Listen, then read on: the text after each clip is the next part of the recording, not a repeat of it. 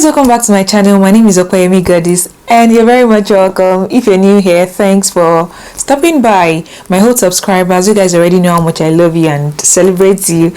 Anyways, today's video is a very funny one. If you're a new migrant in the UK, then this video is actually for you.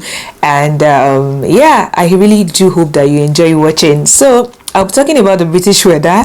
You guys might have known already, if you're a new migrant, because this video is actually for new migrants. So you may wonder, as a new migrant, like, why do I have to experience 4 seasons in just one day? Yes, there are days like that you wake up in the morning and it's so sunny, and then from being sunny it becomes cloudy and it starts to rain, and after that it starts to snow, and then snow disappears and it becomes cool, and you're wondering, why do I get to experience all of this in just one day? So welcome to the UK.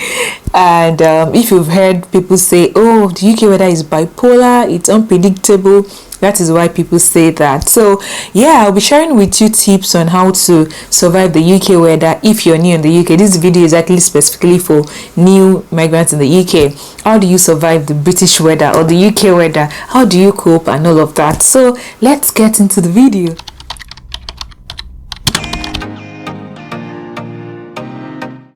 The first one on my list today is being prepared. I cannot overflog this. This is this is probably the only point. Always be prepared. Don't be caught off guard. Like, you should always be prepared. And how do you prepare yourself for the UK weather? For me, every time I wake up, we use Alexa in the house. So pretty much, I was hoping Alexa doesn't respond. So pretty much when we wake up in the morning, when Alexa, oh Jesus, I need to stop calling her name. So yeah, when we wake up in the morning, it's so difficult not to mention her name, but you get when we wake up in the morning and the alarm actually goes off, you know her name, Alexa.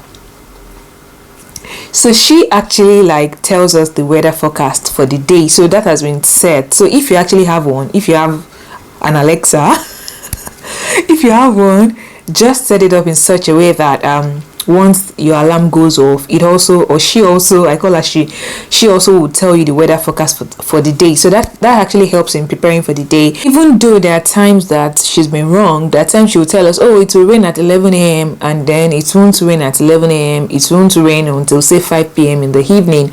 But then a lot of times she's accurate with her predictions, because of course she gathers her information from Google.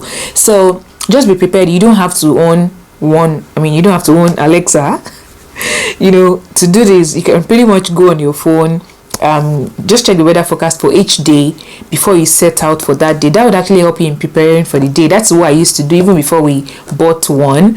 I pretty much would check my phone every morning before leaving the house to know the weather forecast. So it is good to be prepared. That's the first one. The second thing is, I personally believe in layering. So when I dress, when going out, I pretty much dress in layers, so that if it gets warm, like for instance, if it's cold in the morning when you're setting out for your day, if you're dressed in layers, you can pretty much just pull off your jacket, pull off that, pull off this, if it gets warmer, as your day progresses.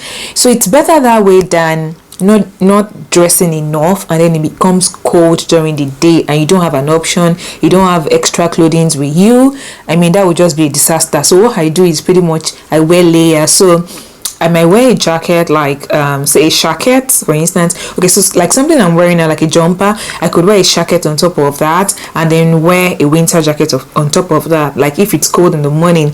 Because usually when it's cold in the morning, you can predict that, okay, it might get a bit warmer during the day. So during the day, all I have to do is remove my winter jacket, remove my jacket, and I'm left with this jumper.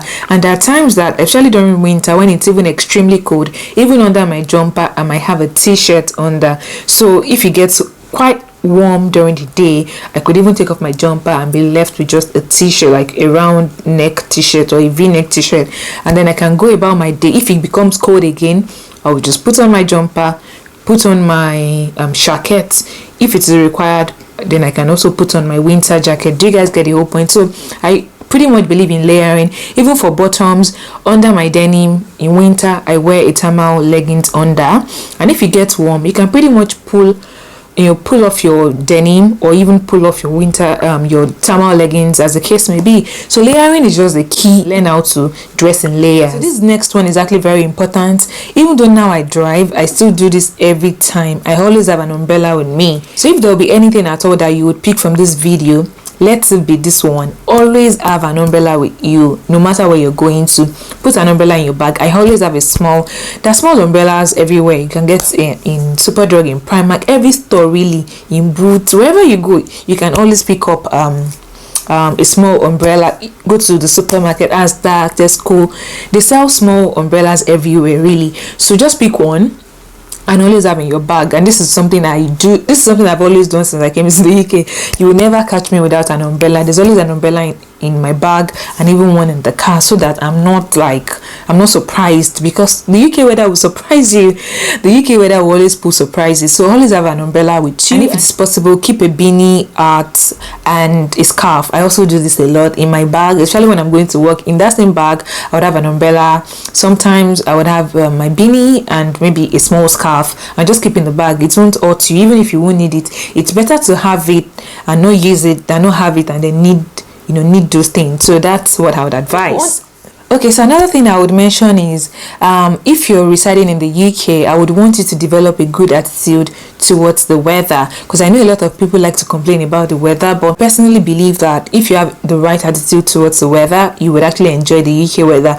And also, it is not like, I've heard people say this, I don't know if it's a quote or something, but I've heard people say this a couple of times, that there's nothing like a bad weather, it is bad dressing, something like that. Please correct me if I'm wrong. So I also don't believe that there's a bad weather like that. If you're dressed accordingly, the bad weather in quote should not affect your day-to-day activities, if you guys get what I'm saying. I also believe in dressing accordingly for each season of the year. Now let's go into the next point, which is about looking after yourself. I pretty much believe that if you want to adapt and adjust to the UK weather, you have to look after yourself. So how do you look after yourself? You have to keep yourself very warm when it's extremely cold, and when it is hot as well, ensure that you're well hydrated, ensure that you're also dressed accordingly, like I mentioned. And also in winter especially, ensure you take vitamin D supplements, because we don't get enough sunshine in winter. So lastly, if you want to survive the UK weather, or if you want to adjust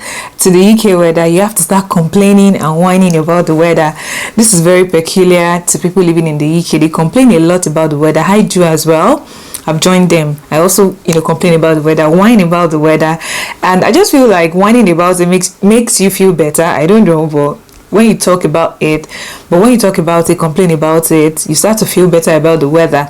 And of course, if you've observed, talking about the weather is even like a conversation starter in the UK. So if you're new in the UK and you want to start a conversation with random people in the supermarket, your place of work, anywhere really, if you want a conversation starter, talking about the weather is a good conversation starter. If you don't know how to start conversations with people, just talk about the weather, talk about how horrible the weather is or how good the weather is, depending on the situation you're in. Talk about the weather and you'll be able to honestly strike a good conversation with people in the UK. So yeah, that's my last point. If you want to adjust to the weather, start complaining about it, start whining about it, start grumbling about the weather, and then you start feeling good about the weather. Anyways, that's all I have to talk about. If you've lived in the UK for a while, you probably know how to adapt to the weather, or you have actually adapted to the weather. If you're a migrant and you've lived there for a while, you are probably adapted already. So let us know how you've been able to find your way around surviving the UK weather. If you're still struggling to survive, let me know in the comment section. If you have other tips for new migrants to help them survive the weather, let us know as well in the comment section. Thank you guys for watching. Please do subscribe, like, and share. I'll see you in my next video. Bye.